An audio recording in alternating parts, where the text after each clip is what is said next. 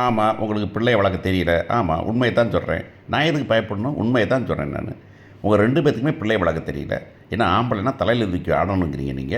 ஆனா பொம்பள தானே. நீங்க என்ன பண்ணீங்க நீங்க? நீங்க என்னத்த பண்ணியிருக்கீங்களா? உட்காந்த இடத்துலேருந்து உங்களுக்கு தண்ணி வரணும், உட்காந்த இடத்துல காப்பி வேணும், எல்லாம் பண்ணுவீங்க நீங்க. கடைசியில கேட்டா மாய்மாலம் பண்ணுவீங்களா நீங்க? அப்படின்னு. மாமியார் அழுகைய மாய்மாலம்னு சொல்ற நம்ம மதிய பார்க்க போறோம் நம்ம நாளைக்கு அப்படிங்கிறது தான். ஸோ இன்றைக்கி என்ன நடக்குது அப்படிங்கிறத பார்க்கலாம் நம்ம. ஸோ இந்த பொண்ணு வந்துக்கிட்டு வெளியே வைப்பா துணி காய வச்சு எடுத்துகிட்டு வந்து மதியம் எடுத்துகிட்டு வருது. இந்த அம்மா உட்காந்துருக்குது. உட்காந்துருக்கிறதுல பார்த்தா ஒரு டம்ளர் இருக்குது. டம்ளரை பார்த்துட்டு இருக்குது. உடனே வந்துட்டு அப்படிங்குது. உடனே இந்த பொண்ணு வந்துட்டு வெளியே வந்து என்ன என்ன வேணுமா அப்படின்னு கேட்டால் அப்படி பார்க்குது. பார்த்துட்டு அப்படியே கண்ணடை திருப்பி அப்படியே கண் சாடையில் வந்துக்கிட்டு அந்த தண்ணியை காமிக்கிறான். பெரிய அபிநய சுந்தரி சரஸ்வதி அப்படியே காமிக்கிறாங்களாம். அந்த அம்மாவை பார்க்கும்போது நம்மளே போய் 2 மூக்கு மொக்கிட்டு வந்துடலாமான்னு தோணுது. இதில் இந்த பொண்ணு வந்துட்டு இல்லை என்ன மாதிரி வேணுமா உங்களுக்கு, என்ன முடியலையா வேணுமா அப்படின்னு கேட்டாக்க திரும்ப அப்படியே பார்க்குது. நின்று பார்த்துட்டு இருந்து எப்போ போ அப்படின்ட்டு அது பாட்டில் போயிடுச்சு. போன உடனே போயிட்டு திரும்ப இந்த பக்கமாக போகுது. போன உடனே இந்த பொண்ணு வருது. இந்த பொண்ணு வந்தோடனே வந்துட்டு நம்ம மலர் வந்துட்டு என்ன வேணுமா உங்களுக்கு அப்படின்னு கேட்குது. கேட்கும்போது அப்படியே அந்த பொண்ணு பார்க்குறத பார்த்தோன்னா இது டம்ளர் வந்து நம்ம சுரேஷ் காப்பி வச்சுட்டு இப்படி தான் எப்போ பார்த்தாலும் அங்கேயே வச்சுட்டு போயிடுவான். அது இந்த இது இப்படி தான் கேஷுவல் ஆக்கணுது அப்படிங்கிறது. எப்போ பார்த்தாலும் அப்படி தான் வச்சுட்டு போயிடுவான். அவனுக்கு எப்போவுமே நினப்பு வராது அப்படின்னு எடுக்க போகுது. கொஞ்சம் பொறு அப்படின்னு மாமியார் கெத்த காமிக்கிறாங்கம்மா. இப்படி தான் வாண்டடாக வந்து வம்புல மாட்டுறதுங்கிறது. பொறு, நீ எடுக்காத. ஏன் இவங்கிட்டு 500 தடவை போகிறா, அந்த பக்கம் 500 தடவை போகிறா, நடந்து போகிறா வாரா, நான் கணக்கிறேன், நான் வந்து சைகை காமிக்கிறேன், டம்ளர் இருக்குது அப்படின்னா எடுக்க மாட்டாளா அவ அப்படின்னு இருக்கிறாங்க. இல்லத்த நான் எடுத்துறேன், நீ எடுக்க வேண்டாம். என்ன அவளுக்கு தெரியாதா? அவன் புருஷன் குடிச்சிட்டு வச்சு போட காப்பி. உன் மாமாவுக்கு இங்கே இந்த ஜாமான் கண்ட இடத்துல வந்தாங்க. அந்த மாமா பெரிய இவர் லாடு லபக்குதாஸு அப்படிங்கிற மாதிரி தான் இருக்குது. என்ன மாதிரி உருப்படியாக செஞ்சுருக்கணும். ஒரு மகன் தலையிலேயே வச்சுருக்கிறது எவ்வளோ பெரிய தப்பு. பாரத்தை தூக்கி வைக்கிறது பாக்கியராஜ் மேலே. அப்படிப்பட்ட மனுஷன் என்ன மதிக்க வேண்டியிருக்குது நமக்கு. அவனுக்கு எவ்வளவு வருமானம், எவ்வளவு செலவு, பொண்டாட்டிக்கு என்ன பண்ணுவான், பொண்டாட்டி 4 புறம் வேலை வாங்கிட்டு இருக்கிறமே. ஒரு வேலைக்காரி வச்சா கூட எவ்வளோ சம்பளம் கொடுக்க வேண்டியிருக்கும். அவன் கடன் வாங்கினானா இல்லையா அதை பற்றி கவலைப்படாமல், போலீஸாக இருக்கிறேன் அவன் எவ்வளோ காசு சம்பாதிக்கிறேன் அந்த காசில் ஒத்த பைசா கொடுத்தானா அப்படிங்கிறதுக்கு கவலைப்படாமல், இப்போ இந்த ரிட்டைர்மெண்ட்டை காசை வந்துக்கிட்டு மகனுக்கும் ஒதுக்கி வச்சுட்டு இவனுக்கு ஒன்று கூட கொடுக்காம எல்லாத்தையும் பண்ணி வச்சுக்கிட்டு வந்து நியாயவிஸ்தன் அப்படின்னு பேசும்போது தான் நான் வந்து இதெல்லாம் பண்ணேன்னா ஒரு அப்பாவும் அம்மாவும் அப்படிங்கிறத பற்றி நான் பேசவே இல்லை. ஒரு அப்பாவும் அம்மாவும் எப்படி இருக்கணுமோ அப்படி இல்லாத அப்பா அம்மாவை பார்க்குறோம் அப்படிங்கிறது தான் பெரிய கொடுமை. சம்டைம்ஸ் இருக்கும் அப்பா அம்மாக்கள் இருப்பாங்க, என்ன பண்ணுவாங்கன்னா கொஞ்சம் கஷ்டப்படுறவன் மேலே கொஞ்சம் எப்போயுமே அக்கறை காட்டி கொஞ்சம் வசதியாக இருக்கணும் வாங்கி அவங்களுக்கு கொடுப்பாங்க. அது தப்பே இல்லை. அது வந்துட்டு அவங்க மனசுக்கு வந்துட்டு பிள்ளை தப்பாக கஷ்டப்படுறான் அப்படின்னு நினைப்பாங்க. ஆனால் இங்கே ஈக்குவலாக இருக்கிறவன் அதை விட பெருசாகலாம் செலவழிக்க வேண்டியதில் இருந்தால் செலவழிக்க பார்க்குற அப்பா என்ன அப்பா அப்படின்னு அதில் கெத்து அவர் வந்துருவாராமா அவருக்கு இங்கிறது பிடிக்காது அப்படிங்கிறாங்க. இல்லைத்த நான் எடுத்து சொன்னேன். இல்லை நான் எடுத்து வைக்கல அப்படின்னு சொல்லிட்டு ஏன் எடுத்து வைக்க மாட்டாளா, புருஷன் வந்துட்டுங்களா அப்படின்னு ஒன்று. என் வீட்டில் என்ன சொல்லி கொடுத்து வளர்த்துருக்காங்க, அவங்க அம்மா வளர்ப்பு சரியில்லை, என்ன சொல்லி வளர்த்துருக்காங்க, புருஷன் கொடுத்து டம்ளர் எடுத்துட்டேன். ஏன் எங்கெல்லாம் ஒழுங்காக சொல்லி கொடுத்துருக்காங்க, நீங்கள் தான் ஒழுங்காக சொல்லிக் கொடுக்கல. ஆம்பளைக்கு தெரியாதா குடிச்ச காப்பி டம்ளர் கொண்டு அங்கே போடணும்னு தெரியாதா அப்படின்னு. என்னது ஆம்பளை செய்யணுமா? ஆம்பளை செய்யணும். ஆம்பளை வேலைக்கு போகிறவங்க அவங்க செய்ய மாட்டாங்க. பொம்பளைங்க தான் நம்ம செய்யணும். பொம்பளைங்க தான் வேலைக்கு போகிறாங்க. அதுக்காக ஆம்பளைக்கு பொம்பளைங்க செய்வாங்களா அப்படின்னா என்ன வேலைக்கு போகிற? இந்த 20,000 சம்பளத்துக்கு போறியா அதை சொல்கிறியா நீ? எனக்கு 20,000 இந்த பிள்ளத்தில் மதி பேசுகிற விதம் கொடுத்தது 20,000 2,000. அதாவது சத்தமே போடாமல் செருப்பு அடிக்க முடியும் அப்படிங்கிறது தான். 20,000 2,000 வேலைன்னு ஒன்று இருக்குல்ல, போகிறோம்ல அப்படின்னு.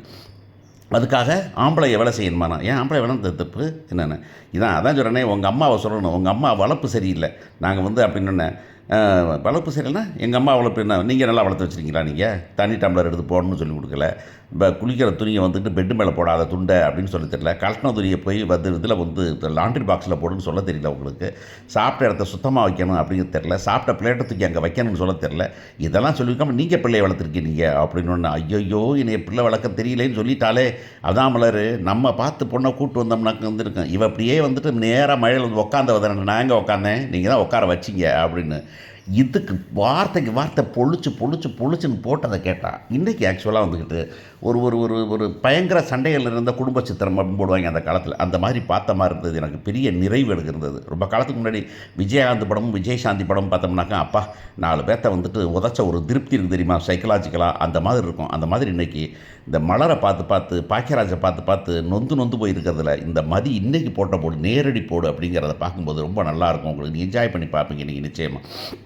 அப்படின்ன உடனே உடனே ஐயோ என்னை வந்துட்டு பிள்ளை வளர்க்க தெரியாதுன்னு சொல்லிட்டாலே அப்படின்ட்டு அப்படியே நொந்து நூலாகி அழுகையும் மாத்திரம் வருது அந்த அம்மாவுக்கு. ஏன்னா அப்படி பார்த்ததே இல்லைல்ல. ஏன்னா மலர் விட்டு கொடுத்தது அதான் காரணமே.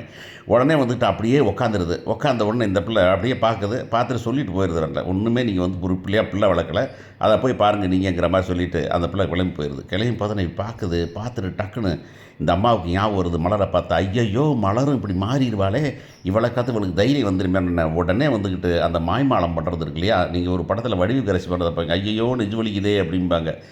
அவங்க தான் நினைக்கிறேன் வடிவுக்கரசியும் இப்போ விஜய் மின்னு சக்கரவர்த்தியும் நினைக்கிறேன் ஒரு படம். உடனே ஐயோ இப்படி நெஞ்ச வலிக்குதே, என்னால் முடியல, எப்படி சொல்லிவிட்டாலே, பிள்ளை வளர்க்க தெரியலேன்னு சொல்லிவிட்டாலே, நான் ஒரு அம்மாவான்னு கேட்டுவிட்டாலே, நான் எப்படி வளர்த்தேன் பிள்ளைகளை, என்ன பண்ணேன் நான், ஐயோ நெஞ்சு வலிக்குதேன்னு இந்த பிள்ளை வந்து. ஆனால் அந்த இடத்துல அடுத்த சீனு இப்போ அமைதியாக வசனம் பேசின மதி இப்போ வந்து நின்று, நீ டான்ஸாக ஆடுற, நீ ட்ராமா தான் போடுற, நீ பெரிய ட்ராமா குவீனு எனக்கு தெரியும் அப்படின்னு கையை கட்டி சைடில் இருந்து, ஒன்றும் கண்டுக்காதீங்க மலர் விடுங்க அப்படின்னு. அத்தை ஆஸ்பத்திரிக்கு போனால் வேணாம் ஐயோ என்னை பிள்ளை வளர்க்க தெரியுன்னு சொல்லிட்டாலே உங்கள் அம்மா வந்தாலும் சரி, மலர் நீ வந்து பிள்ளையை நல்லா பார்த்துக்க. எங்கள் மாமியாரெலாம் என்னை எப்படி திட்டாங்க தெரியும், ஒரு வார்த்தை எடுத்து பேசியிருப்பானா, இங்கே நான் என்ன சொன்னேன், நான் இடமாவது ஒரு வார்த்தை உங்களை சொல்ல சொன்னேனா அப்படிங்கும்போது மலர் எப்போத்தான் சொல்லாமல் இருந்தீங்கன்னு கேட்டிருக்கணும். அது அப்பையும் வந்துக்கிட்டு குட்டி ஹோலியாக இருக்குது. அது உடனே வந்துட்டு வந்து இல்லை ஆஸ்பத்திரி மண்ண வேண்டாம், நான் எல்லாம் நான் செத்து போயிடுறேன், என்னால் இனிமேல் உசுரோட இருந்து பிரயோஜனம் இல்லை அப்படின்னு சொன்னேன். வந்துடுறாரு அவங்க வீட்டுக்கார் வந்தோன்னே என்ன ஏதுன்னு கேட்கவே இல்லை. ஒன்றும் எங்கே என்னங்க இப்படி கேட்டுவிட்டாங்க, நான் சாகுறேங்க அப்படின்னு. என்ன பார்த்துக்கிட்டு இருக்கிற நீ அப்படின்னு மலரை போய் திட்டுறாரு. அவர் ஒதுங்க நீ அப்படின்னு உட்காந்துனேன். இப்படி வந்து நான் வந்து ஒரு வார்த்தை சொல்லுங்கள், இந்த டம்ளர் இப்படி கிடக்குதுன்னு சொன்னீங்க, அதுக்காக வந்து நீங்கள் பிள்ளை வளர்க்க தெரியலங்கிறா, நீங்களாம் ஒரு தாயான்னு கேட்குறா என்னைய. எனக்கு தெரியாதுங்க, இப்போவே நீங்கள் சுரேஷை கூப்பிடுங்க, நாங்கள் பேசியே ஆகணும் அப்படின்னு. சுரேஷ் அந்த பக்கம் இப்போ ஆஸ்பத்திரி இதில் போலீஸ் ஸ்டேஷனில் ரொம்ப சீரியஸாக ஒரு கேஸ் விசாரிச்சிருக்கான், ஒரு பொலிட்டீஷியன் பையனை பற்றி, இல்லைனா ஒரு பிரமுகர் பையனை பற்றி. அந்த நேரத்தில் ஃபோன் வருது. ஃபோன் வந்து டேய் வாடா இங்கேடா இருக்கீங்க, நீ வாடா இங்கே, உங்கள் அம்மா கிடக்கு, என்ன பாச்சு என்னாச்சு, ஆஸ்பத்திரியாக போக மாட்டேங்கிறாடா, நீ உன் பொண்டாட்டி ஒன்று கொண்டாந்துருக்கிறியே, அவளால் தான்டா இது அப்படிங்கிறாரு. இந்த வாரப்பானை வைத்து இங்கே போகிற அப்புறம் அப்படிங்கிறது தான். சரி வருவான் அவன். அதுவும் காட்டி என்னன்னாக்கா அங்கே வந்துட்டு அவங்க வீட்டுக்கு இப்போ தான் போய் சேர்றாங்க. யார் நம்ம ரேவதி வீட்டுக்காரன். வழியில் வந்துட்டு அவன் கேட்குறான், என்ன ஜோக்கு சிரிச்சா அப்படின்னு கேட்குறான். அங்கே வீட்டில் அண்ணன் என்ன ஜோக்கு அடித்தான் அப்படின்னா, உடனே இதை பண்ண வந்து இல்லை அங்கே 3 எறும்பு வச்சான். முதல் எறும்பு வந்து 2வது எறும்பு பின்னாடி 2 எறும்பு சொன்னிச்சான். 2வது எறும்பு வந்து எனக்கு பின்னாடி 2 எறும்புன்னு சொன்னிச்சான். பின்ன அதுக்கு இருந்த இன்னும் 2 எறும்பு வருதுன்னு சொன்னிச்சான் அப்படின்னு இந்த கதை சொல்லுவோம் இல்லையா, அந்த கதை. அது வட்டமாக போகும் நிட்டமாக போகும் அந்த கதை. ஆனால் 3வது ஒன்று வந்து பொய் சொன்னிச்சான் அப்படின்னு. அதுக்கு தான் சிரிச்சியா, ஓ சரி கதையில் எறும்பு பொய் சொல்லுதா இல்லை நீ பொய் சொல்கிறியா அப்படின்னு. எறும்பு தாங்க பொய் சொல்லுது அப்படிங்கிறாங்க. எனக்கு தெரிஞ்சு அதே டைமில் அவர் ஃபோன் பண்ணிடுவார், ரேவதி வாமா உங்கள் அம்மா கிடக்கிறா அப்படின்னு சொல்ல போகிறாரு. உடனே என்னன்னாக்கா இங்கே உங்கள் எல்லாம் மருமக உங்கள் வீட்டுக்கார் கட்டி வச்சார்ல அவள் தான், அதனால தான் போச்சு எல்லாம் அப்படின்னு சொல்ல போகிறாரு. அவங்களும் கிளம்பி வர போகிறாங்க. வந்தோடனே சுரேஷ் என்ன பண்ண போகிறான், வந்து எங்கள் அம்மாவை இப்படி தப்பாக பேசினியா, கிளம்பிப்போ அப்படின்னு சொல்ல போகிறான். இதில் வந்துக்கிட்டு பாக்கியராஜோட பங்கு என்னவாக இருக்க போகுது அப்படிங்கிறதும் கேள்வியாக இருக்குது.